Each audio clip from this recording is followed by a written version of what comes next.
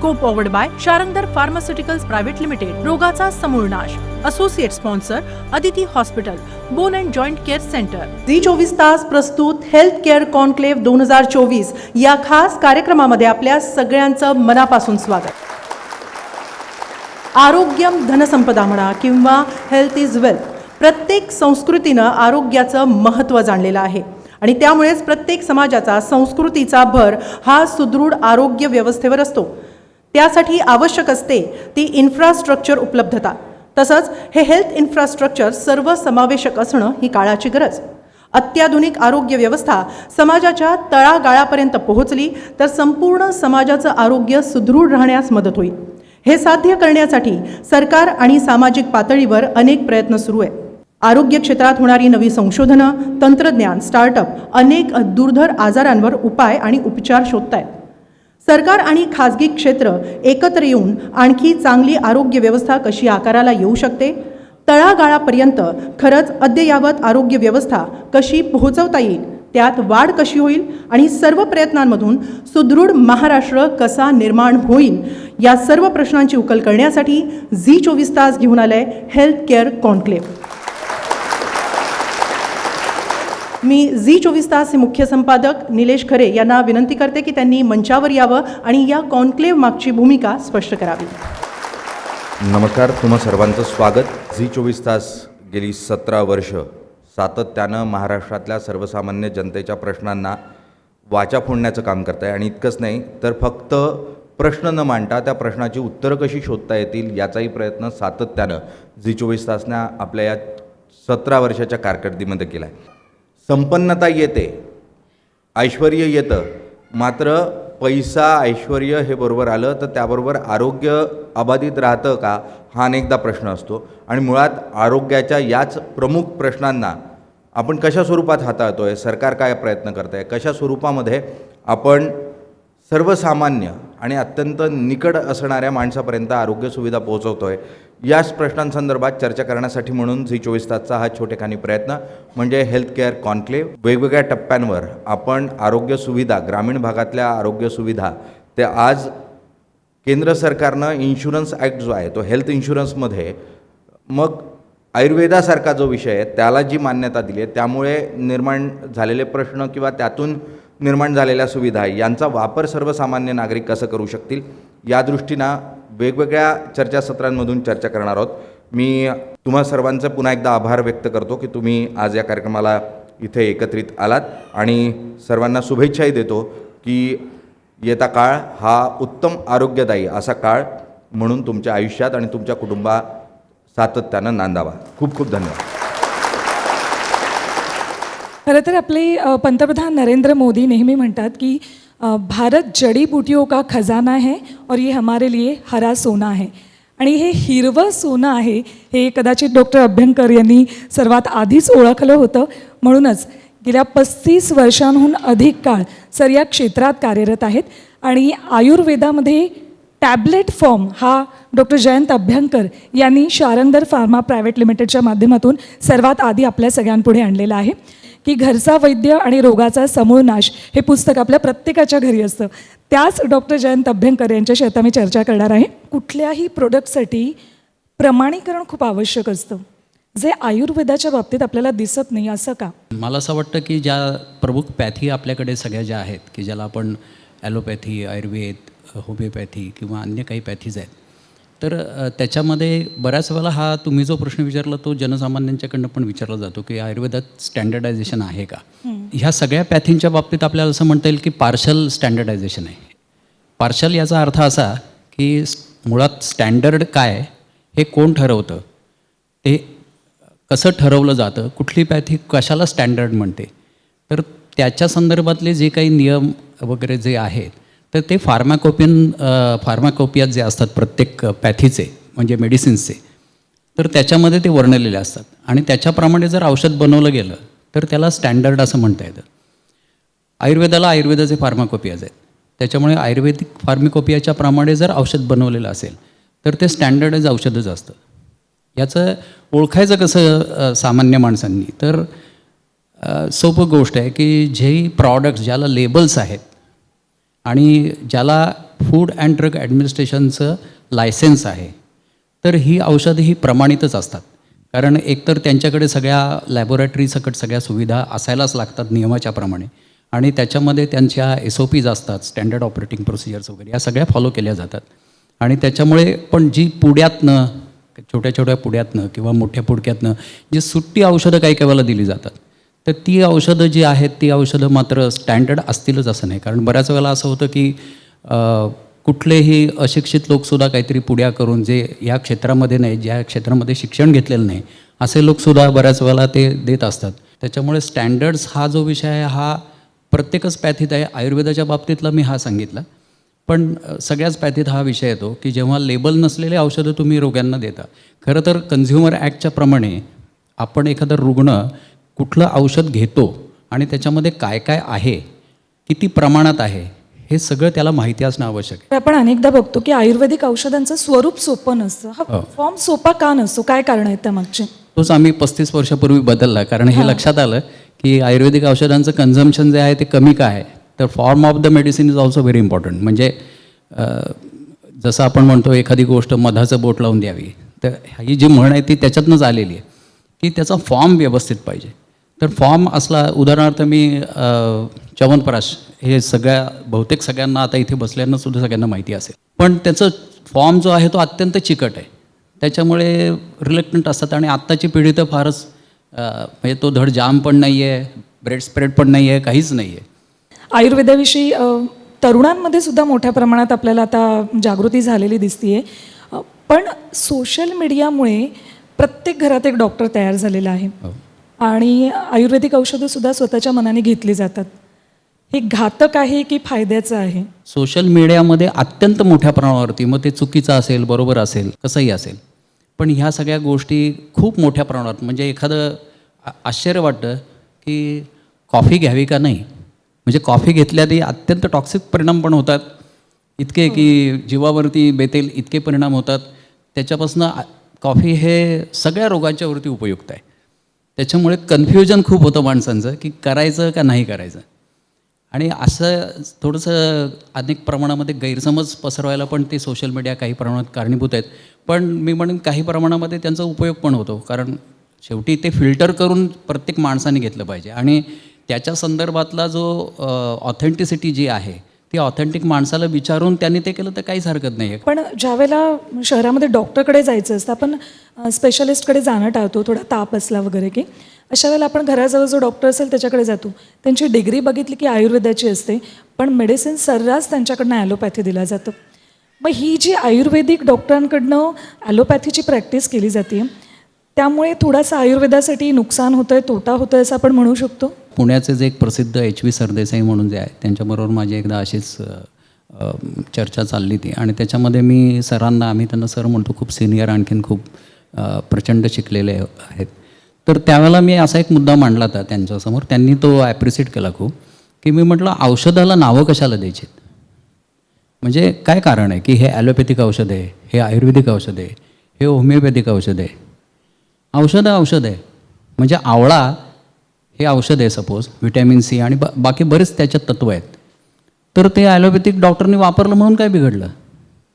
तसंच ॲस्पिरिन जर एखाद्या रुग्णाला आवश्यक असेल आज, तर ते आयुर्वेदिक माणसाने वापरलं तर काय प्रॉब्लेम आहे? काहीच प्रॉब्लेम नाही आहे. खरं तर त्याला त्यातली फक्त माहिती असायला पाहिजे, औषधातली माहिती असायला पाहिजे, एवढं एक्सपेक्टेड आहे.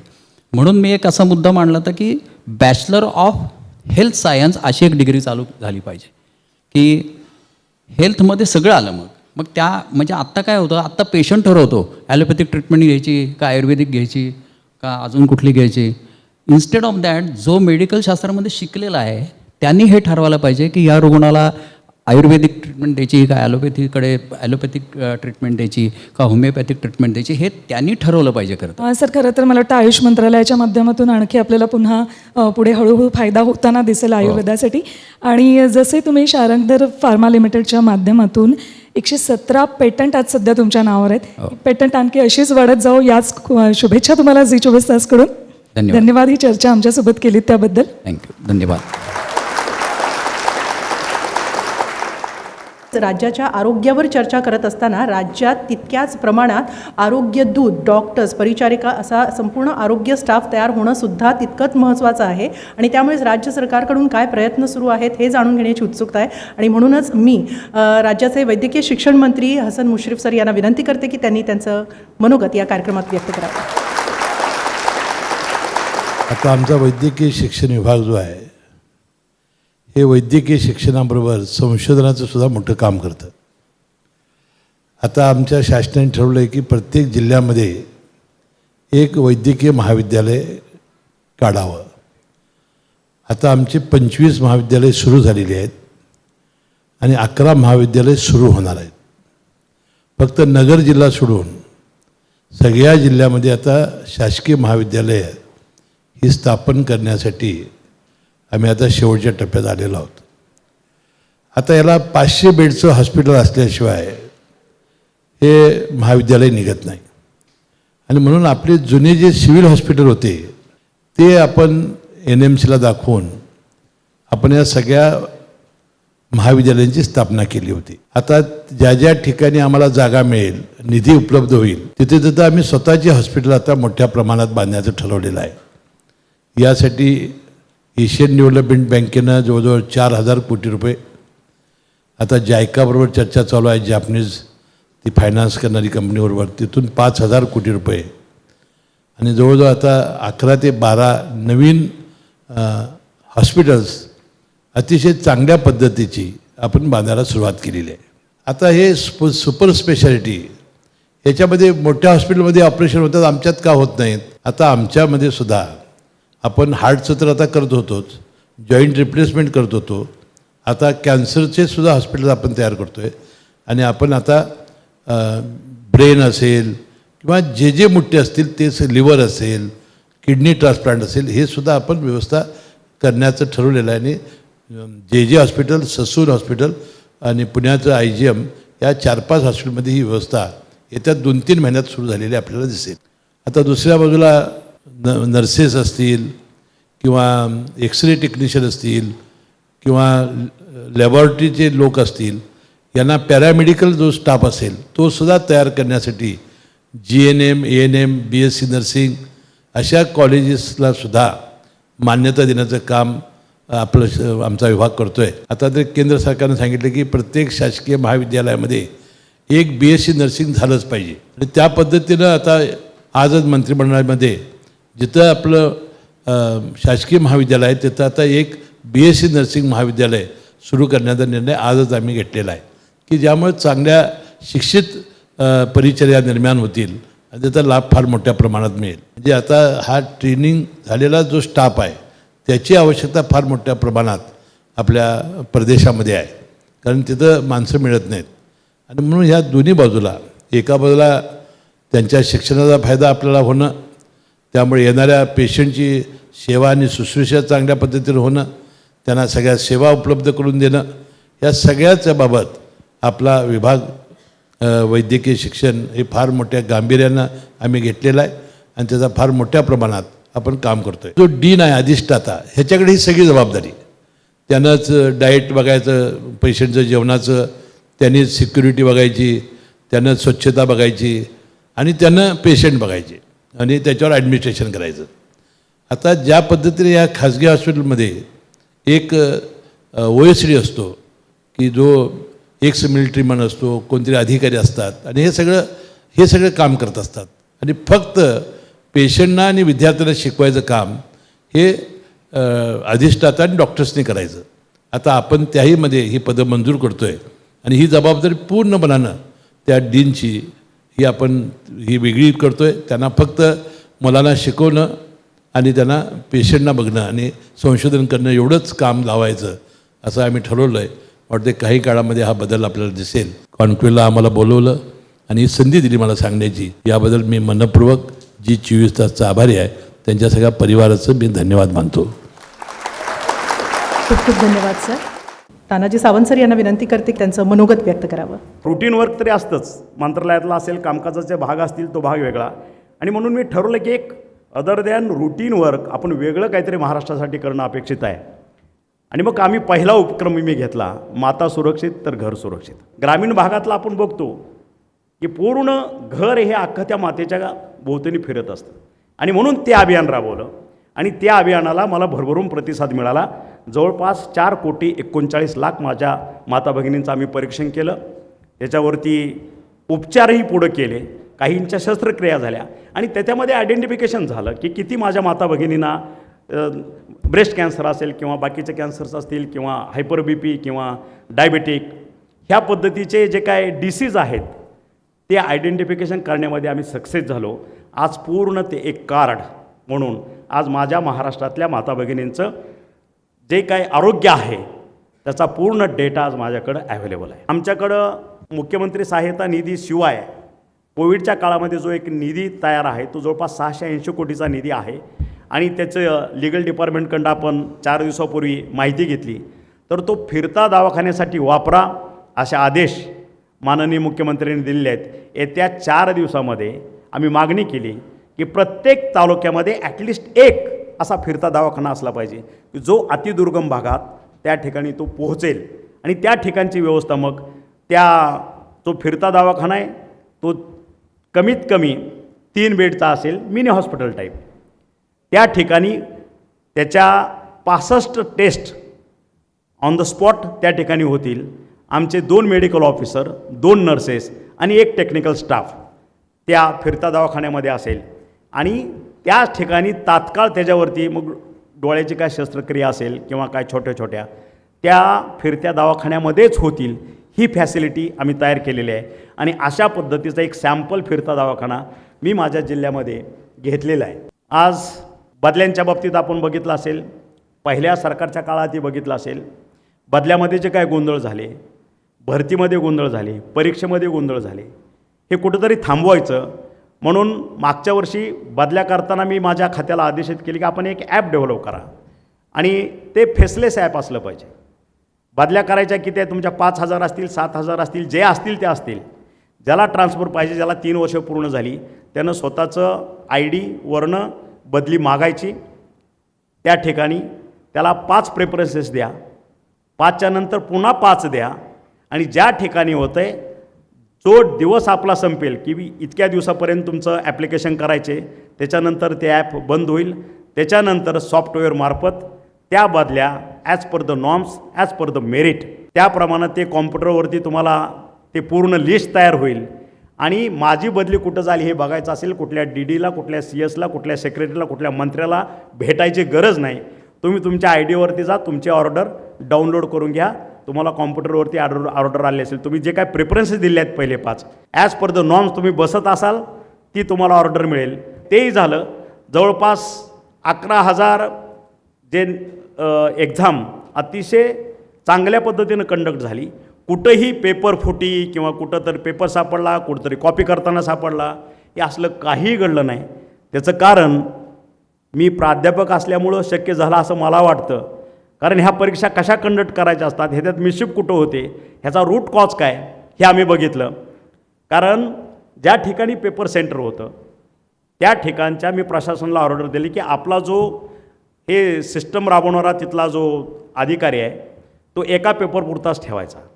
त्याच्यानंतर त्या ठिकाणची असणारी पोलीस यंत्रणा आहे त्या पेपरपुरते समजा 4 नावं पोलिसांच्या आहेत किंवा हा PI आहे त्या पेपरपुरताच असेल. त्याच्यानंतर दुसऱ्या पेपरला ती पूर्ण जे काही यंत्रणा आहे अगदी TCSच्या ऑफिसरपासून तो पेपर कंडक्ट करणाऱ्या सुपरवायझरपर्यंत ती पूर्ण टीम दुसऱ्या पेपरला नाही. आणि मला वाटतं त्याचंही हे यश होतं. माझ्या पेपरमध्ये कुठेही पेपर फुटी झाली, कुठं कॉपी झाली अशा पद्धतीचं काहीही घडलं नाही. अतिशय चांगल्या पद्धतीनं आमचं कंडक्शन झालं. माझ्या 12.5 कोटी जनतेला मला ॲश्युअर्ड करावा लागेल through this act right to health. आणि म्हणून मी माझ्या मुख्यमंत्री, माझे दोन्ही उपमुख्यमंत्री ह्यांच्या संमतीनं कदाचित पुढच्या कॅबिनेटमध्ये राईट टू हेल्थ हा विषय कॅबिनेटला आपला प्रस्ताव येईल आणि ह्या अधिवेशनात कदाचित होणार नाही, पण आपलं लोकसभा झाल्यानंतर डेफिनेटली ह्या पुढच्या 2024मध्ये राईट टू हेल्थ हा ॲक्ट महाराष्ट्रामध्ये डेफिनेटली आणला जाईल. तर कोणत्याही देशाचा विकास हा पायाभूत सुविधांवर अवलंबून असतो आणि या पायाभूत सुविधा फक्त शहरातल्याच नसतात तर ग्रामीण भागातल्या असतात. कारण ग्रामीण अर्थव्यवस्था ही पूर्ण देशाच्या विकासामध्ये खूप महत्त्वाचं रोल प्ले करते. त्यामुळे ह्यात देखील तितक्याच महत्त्वाचं आहेत. आणि आज आपल्यासोबत ह्या सगळ्या भागांचा जो एक भार असतो त्यातले एक भार उचलणारे कपिल पाटील स्वतः आहेत आपल्यासोबत, जे पंचायती राज राज्यमंत्री आहेत आता आपल्याबरोबर. नुसतं औषध किंवा आरोग्य सुविधा देणं किंवा हॉस्पिटल देणं ह्या महत्त्वाचं नसतं, तर त्यासाठी पूरक अशा म्हणजे माणसं मुळात आजारीच पडू नये यासाठी जसं पाणी पुरवठा असेल, स्वच्छता असेल किंवा उद्यानं असतील, ग्रामीण भागातल्या पायाभूत सुविधा असतील, या तुमच्या पूर्ण खात्याच्या माध्यमातून पद्धतीने वेगवेगळ्या पद्धतीने दिल्या जातात.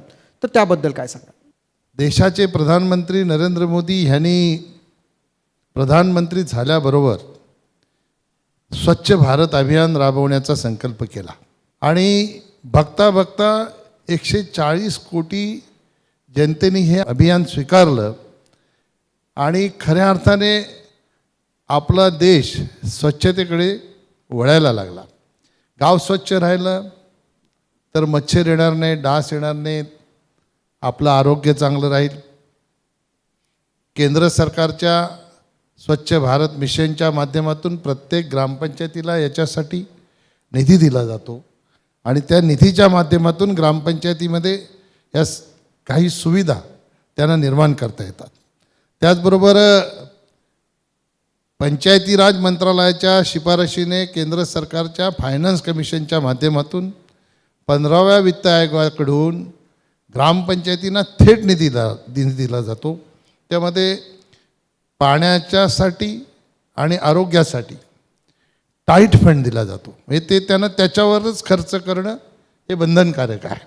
त्यांची संकल्पना अशी होती की गावाचा खऱ्या अर्थाने आपल्याला विकास करायचा असेल तर गावाला विकासाच्या दृष्टिकोनातून मुख्य प्रवाहामध्ये आणलं पाहिजे आणि म्हणून 14व्या वित्त आयोगाचं जे बजेट होतं ते 60,000 कोटीवरून थेट 2,02,92 कोटीपर्यंत वाढवलं आणि ग्रामपंचायतींना थेट निधी त्यांच्या विकासासाठी, मग तिथे गटर असतील, रोड असतील, आरोग्याच्या सुविधा असतील, शैक्षणिक सुविधा असतील, पाण्याची सुविधा असेल, या सगळ्या सुविधा निर्माण करण्यासाठी गाव पातळीवर त्यांनी निर्णय घेऊन गावाचा विकास करावा अशा प्रकारची संकल्पनेतून हे बजेट वाढवलं. त्यानंतर 15 वित्त आयोगाचं बजेट 2,36,000 कोटी केलं. म्हणजे त्याच्यातही 36,000 कोटीची वाढ केली आणि गावाला अजून विकासाचा निधी भरीव असा दिला.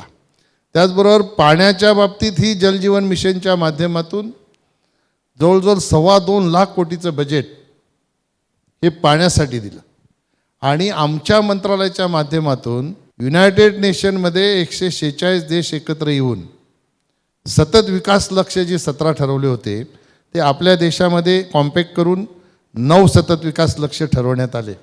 या 9 सतत विकास लक्ष्यामध्ये ह्याचा समावेश आहे की गाव स्वच्छ असलं पाहिजे, क्लीन अँड ग्रीन व्हिलेज. प्रत्येक गावामध्ये चाइल्ड फ्रेंडली गाव असलं पाहिजे. गावामध्ये प्रत्येकाला स्वच्छ पाणी मिळालं पाहिजे, चांगलं शिक्षण मिळालं पाहिजे, महिला पुरुष याच्यामध्ये भेदभाव नसला पाहिजे, गावामध्ये प्रत्येकाला रोजगार असला पाहिजे. प्रत्येक ग्रामपंचायतींनी स्वतःच्या पायावर स्वतःचा उत्पन्नाची साधनं निर्माण केली पाहिजेत. अशा प्रकारच्या या थीम आहेत. या थीम निश्चितपणाने गावातल्या प्रत्येकाच्या आरोग्यासाठीही पूरक ठरणारे आहेत आणि म्हणून आपल्या देशामध्ये ग्रामपंचायतीच्या माध्यमातून डायरेक्ट आम्ही हेल्थसाठी काही करत नसलो तरी हेल्थच्या बाबतीत अवेअरनेस आणण्यासाठी, जागृती आणण्यासाठी पंचायती राज मंत्रालयाच्या माध्यमातून देशाचे प्रधानमंत्री नरेंद्र मोदीजी यांच्या नेतृत्वाखाली ह्या सगळ्या थीमवर काम केलं जातं आहे आणि याच्यासाठी राष्ट्रीय ग्राम स्वराज अभियान अशी एक आमची योजना आहे. त्या योजनेच्या माध्यमातून देशाच्या वेगवेगळ्या राज्यांमध्ये कॉन्फरन्स घेतल्या जातात ह्या 9 थीमवर. आत्तापर्यंत 6 थीमवर आमच्या कॉन्फरन्स वेगवेगळ्या राज्यात झालेल्या आहेत. देशातल्या सगळ्याच लोकप्रतिनिधींना त्या ठिकाणी बोलवलं जाते. त्यांना कशा पद्धतीने हे सतत विकास लक्ष्य आपण अचीव केले पाहिजेत याची माहिती दिली जाते. म्हणजे नक्कीच या 9 मुद्द्यांमुळे चॅनलाइज आणि सेंट्रलाइज झालं सगळ्या पद्धतीचं काम. देशाच्या विकासामध्ये आपलं आपलं योगदान, आपली जी जबाबदारी, आपलं कर्तव्य आहे, ते कर्तव्य पार पडण्याची भूमिका जर आपण घेतली तर निश्चितपणाने मी विश्वासाने सांगतो की मोदीजींनी 2047 साली आपला भारत विकसित होईल ही संकल्पना मांडलेली आहे. पण मोदीजीच्या संकल्पनेला आपण सगळ्यांनी साथ दिली त्याच्या 10 वर्ष आधी आपला भारत निश्चितपणाने विकसित होईल असा मला विश्वास आहे.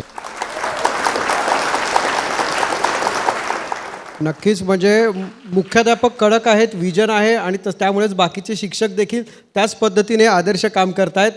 निश्चितच हे तुमचं विजन 2024 पासून पुढे अजून कार्यरत राहोत या शुभेच्छांवर आपण आज इथेच थांबूयात. धन्यवाद. थँक्यू. कॉन्क्लेव्हमध्ये आणखी एक उद्देश आहे, तो म्हणजे इथं आजवर काम करत आलेल्या आरोग्य दूतांचा सन्मान करणं. फिलंथ्रॉपिस्ट ऑफ द इरा म्हणून सन्मानित करण्यात येत आहे डॉक्टर अनिल काशी मुरारका यांना.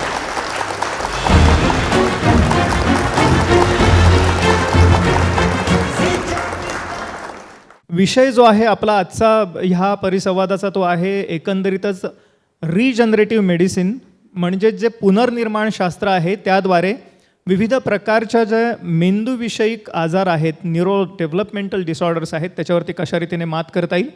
सर्वप्रथम मी ओळख करून देऊ इच्छितो डॉक्टर आलोक शर्मा यांची. डॉक्टर आलोक शर्मा हे सायन हॉस्पिटलचे न्यूरोसर्जरी विभागाचे हेड ऑफ द डिपार्टमेंट म्हणजेच विभाग प्रमुख आणि तसंच प्राध्यापक प्रोफेसर राहिले आहेत. पण सगळ्यात महत्त्वाचं म्हणजे त्यांनी स्टेमसेल किंवा रिजनरेटिव्ह मेडिसिनमध्ये जे संशोधन केलं आहे आणि त्यावरती आजपर्यंत 173हून अधिक त्यांचे शोधनिबंध प्रसिद्ध झालेले आहेत.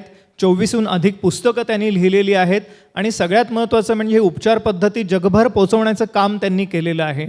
सध्या न्यूरोजन ब्रेन अँड स्पाइन इन्स्टिट्यूटचे ते डायरेक्टर आहेतच, पण विशेष म्हणजे सोसायटी ऑफ रिजनरेटिव्ह मेडिसिनचे ते सध्या प्रेसिडेंटही आहेत.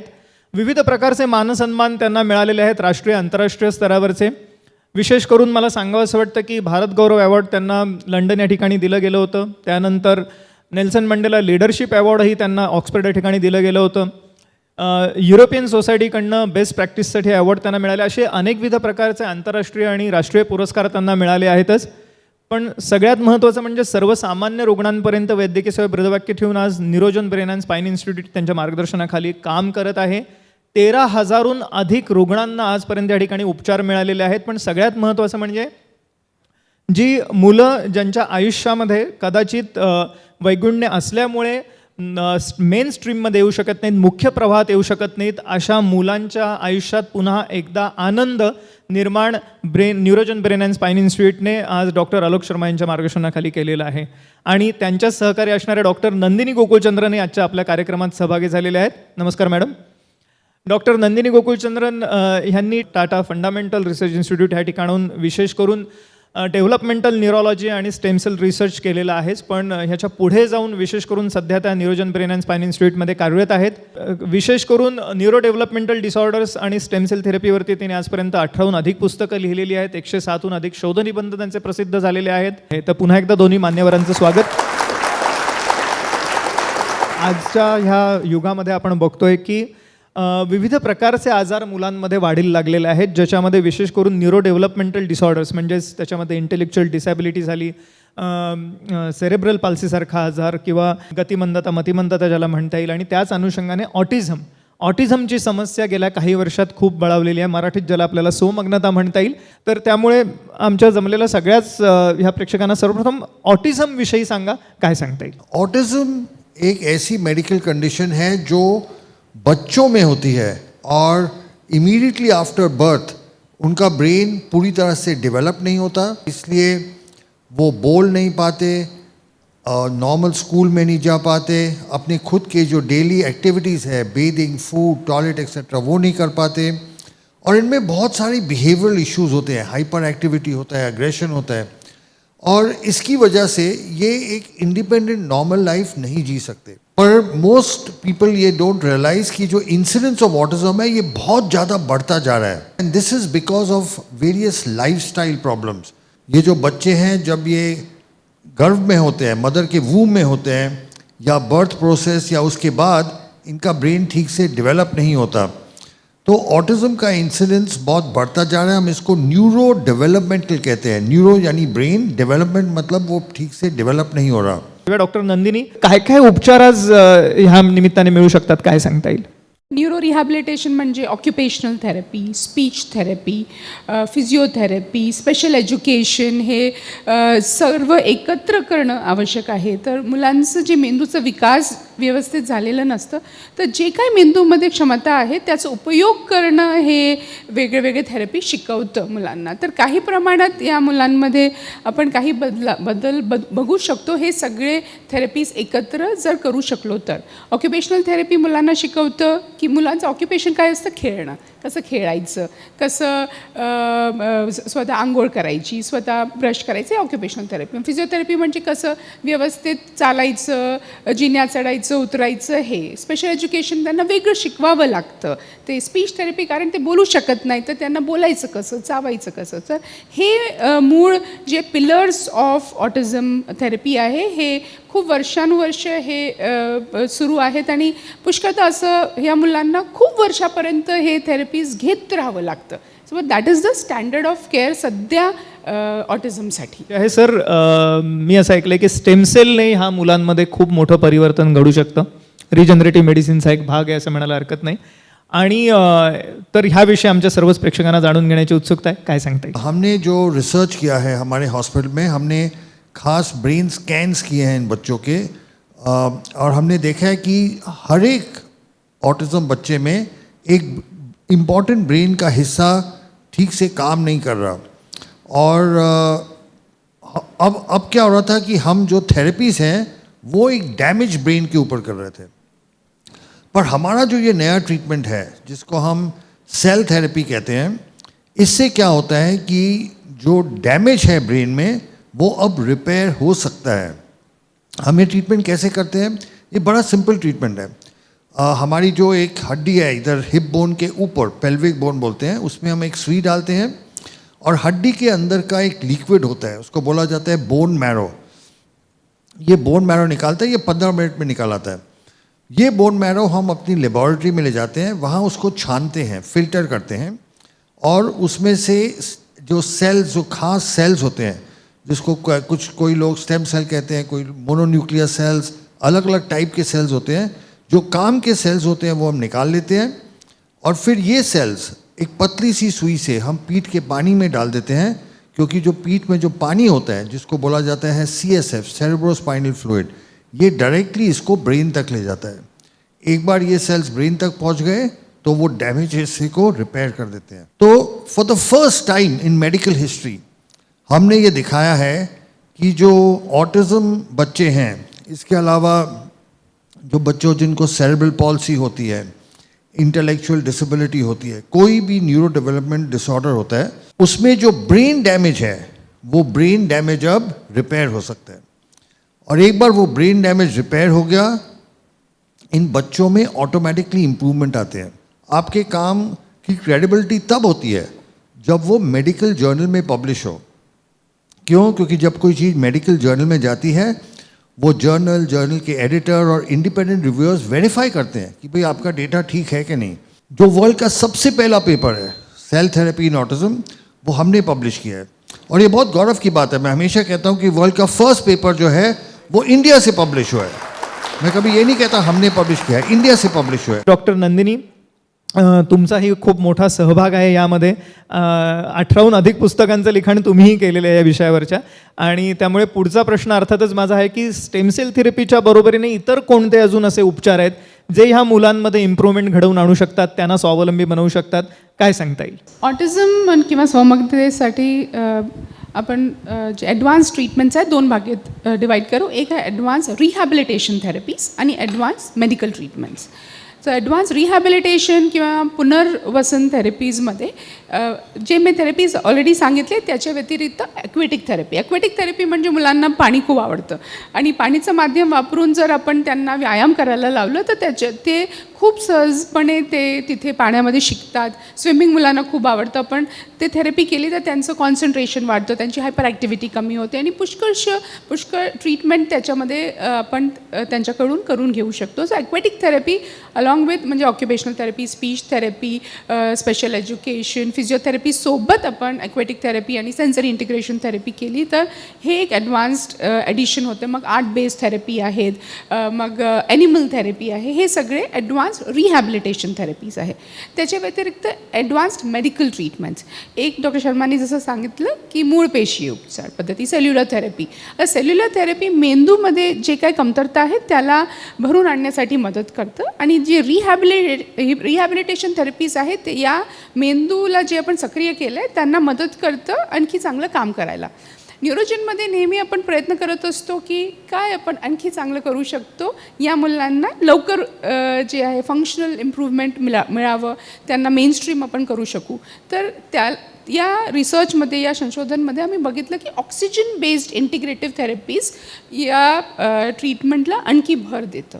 तर ऑक्सिजन म्हणजे हे नैसर्गिक आहे, जे स्टेम सेल थेरपी किंवा सेल्युलर थेरपी आपण करतो हे पण नैसर्गिक आहे ना, पेशंटच्या शरीरातून काढतो आणि पेशंटच्या शरीरात टाकतो. तसंच ऑक्सिजन बेस्ड थेरपी म्हणजे हायपरबॅरिक ऑक्सिजन थेरपी आहे, ओझोन थेरपी आहे, गट क्लेन्झिंग आहे, हे सगळे ॲडव्हान्स्ड मेडिकल ट्रीटमेंट्स आहेत जे सेल्युलर थेरपी आणि रिहॅबिलिटेशनला मदत करतं. एकंदरीतच झी 24 तासच्या या हेल्थ कॉन्क्लेव्हचा मला वाटतं हाच एक मूळ गाभा आहे की आता गंगा उलटी वाहते, परदेशातून डॉक्टर्स या ठिकाणी ट्रेनिंग घ्यायला येत आहेत, पेशंट्स इकडे ट्रीटमेंट घ्यायला येत आहेत आणि एवढंच नव्हे तर हे आता सर्वोत्तम स्वरूपाचे सुरक्षित आरोग्यदायी उपचार आता हे सर्वसामान्य रुग्णांसाठी उपलब्ध आहेत न्यूरोजन ब्रेन अँड स्पाइन इन्स्टिट्यूटमध्ये. आजच्या कार्यक्रमामध्ये आपल्याला डॉक्टर आलोक शर्मा आणि डॉक्टर नंदिनी गोकुलचंद्रन यांनी मार्गदर्शन केलं, त्याबद्दल त्यांचे मनपूर्वक आभार. धन्यवाद. झी 24 तास हेल्थ केअर इंडस्ट्रीमध्ये कशा पद्धतीने कुठल्या वेगवेगळ्या गोष्टी नवीन येत आहेत, कुठल्या तंत्रज्ञान बदलत आहे, याविषयी आपण चर्चा करतो आहोत. आणि यासाठी आपल्यासोबत आज डॉक्टर शैलेंद्र पाटील आहेत, जे स्वतः अग्रगण्य ऑर्थोपेडिक सर्जन आहेत, त्याचबरोबर रोबोटिक जॉईंट रिप्लेसमेंट सर्जन देखील ते आहेत. आदित्य हॉस्पिटल आणि bone and joint care centre जे मुलुंडला आहे त्याचे ते संस्थापक आहेत. 3rd generation Cuvis robotic joint replacement system सादर करणारे ते पहिले ऑर्थोपेडिक आहे. मुंबईमध्ये हे सर्वात प्रगत रोबोटिक जॉईंट रिप्लेसमेंट सेंटरचं उद्घाटन आणि सुविधा उपमुख्यमंत्री देवेंद्र फडणवीस यांनी त्यांना केलं आणि त्याबद्दल त्यांचं कौतुक उद्गार देखील म्हटलेले आहेत.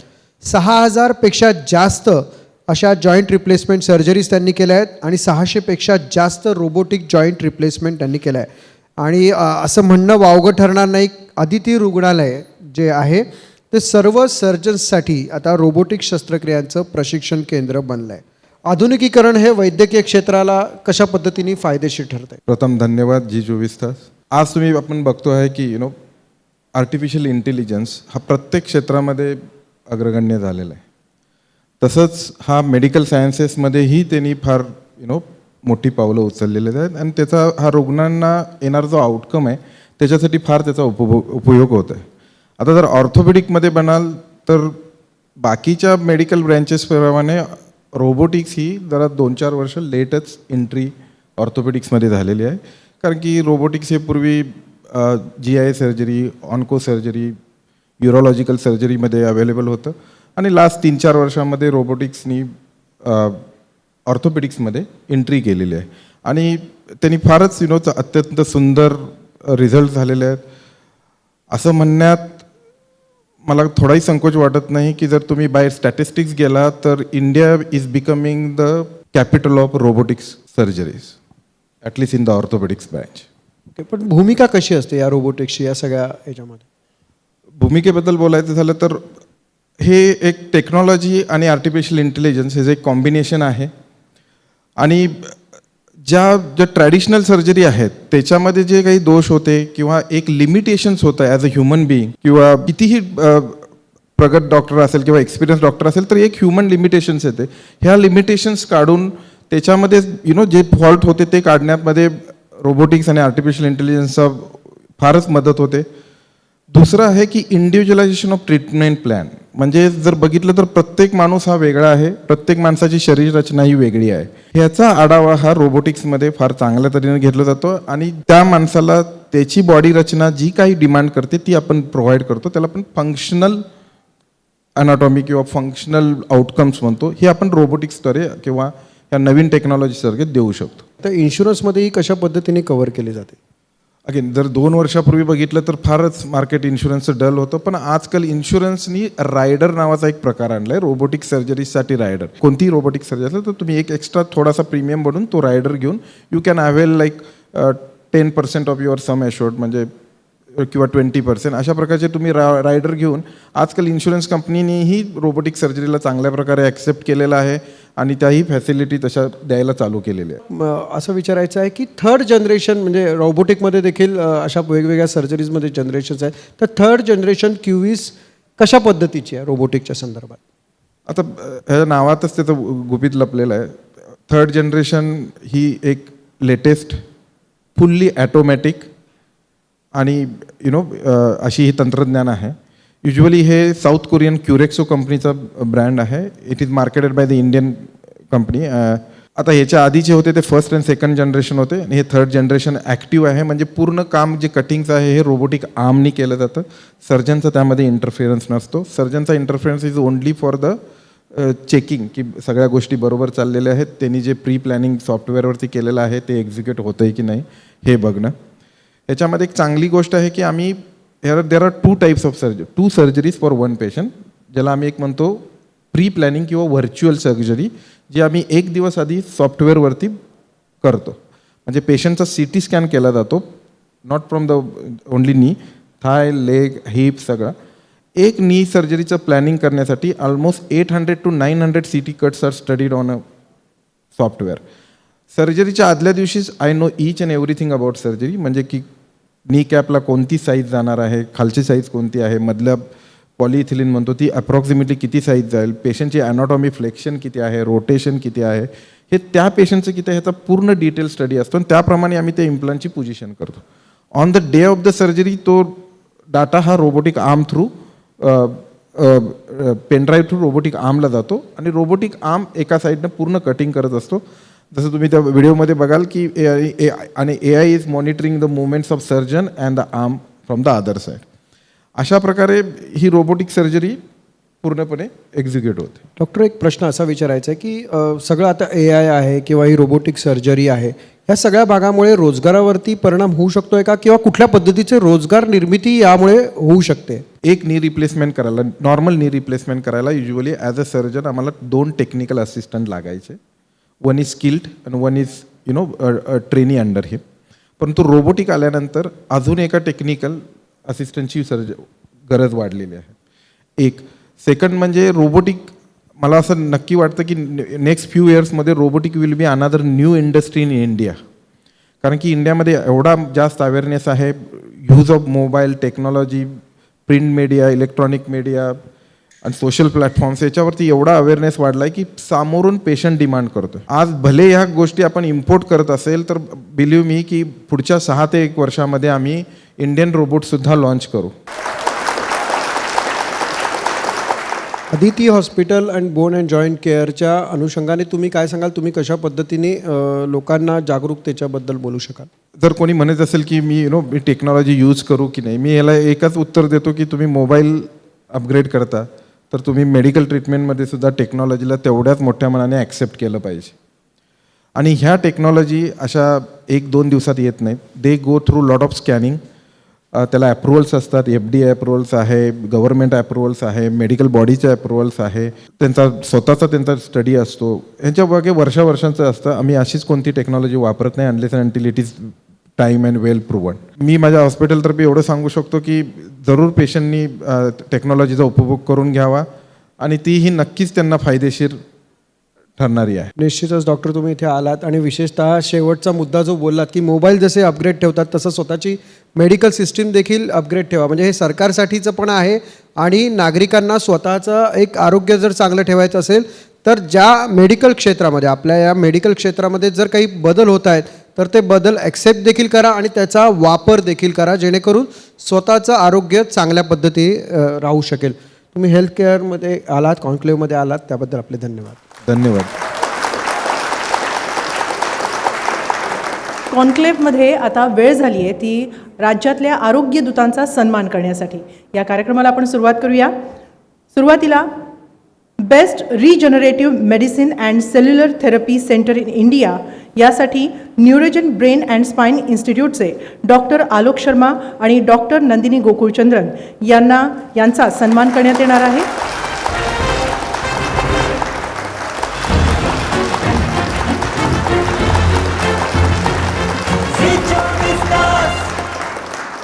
Best anti ageing hospital in India यासाठी सन्मान करण्यात येणार आहे मोनिका बच्चानी आणि डॉक्टर पल्लवी खूपचंदानी यांचा.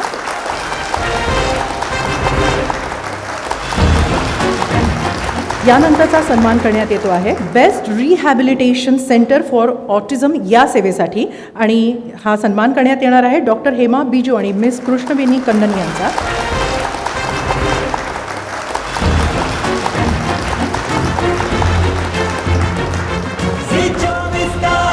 यानंतरचा सन्मान करण्यात येतो आहे best autism parent and professional असोसिएशनसाठी सन्मान करण्यात येणार आहे डॉली ठक्कर आणि हिरल गांधी यांचा.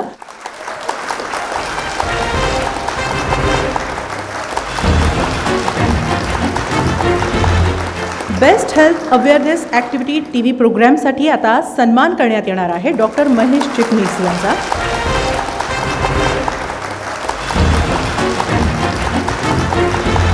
Robotic joint replacement surgeon Aditi hospital म्हणून सन्मान करण्यात येणार आहे डॉक्टर शैलेंद्र पाटील यांचा.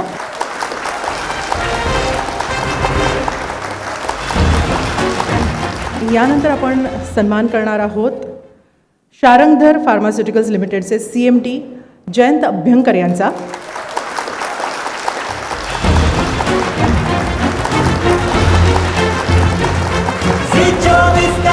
झी 24 तास प्रस्तुत हेल्थ केअर कॉन्क्लेव्ह 2024 या कार्यक्रमामध्ये सहभागी होत आपले विचार आणि संकल्पना मांडत सर्व मान्यवरांनी या कार्यक्रमाचा उद्देश सफल करण्यात मदत केल्याबद्दल सर्व मान्यवरांचे आभार आणि सर्वांना आरोग्याच्या उत्तम शुभेच्छा झी 24 तास करून. या कार्यक्रमामध्ये आज इथंच थांबूया. ताज्या बातम्यांसाठी पाहत राहा झी 24 तास. रहा एक पाऊल पुढे. को powered by Sharangdhar pharmaceuticals private limited. रोगाचा समूळ नाश. Associate sponsor Aditi hospital bone and joint care centre.